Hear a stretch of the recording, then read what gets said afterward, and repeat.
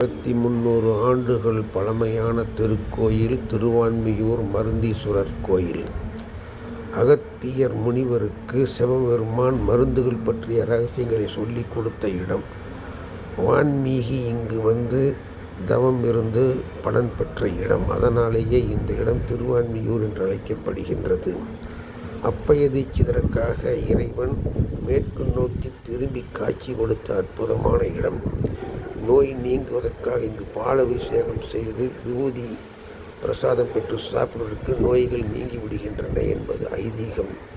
மருத்துவத்துறையில் இருக்கக்கூடியவர்கள் அனைவரும் இங்கு வந்து பிரார்த்தனை செய்யும் பொழுது அவர்களது கைராசி கூடும் என்பது ஐதீகம். அம்மன் திரிபுர சுந்தரி, ஐயன் மருந்தீஸ்வரர். மருந்து அகத்தியருக்கு சொல்லிக் கொடுத்த காரணத்தினாலே இறைவனுக்கு மருந்தீஸ்வரர் என்று பெயர் வந்தது. சுந்தரர் தேவாரம் பாடல்களை இங்கு பாடி பெருமைப்படுத்தியுள்ளார். தெப்பக்குளம், நந்தவனம், கோசாலை ஆகியவைகள் இங்கு மிக சிறப்பாக பராமரிக்கப்படுகின்றன. மருந்தீஸ்வரர்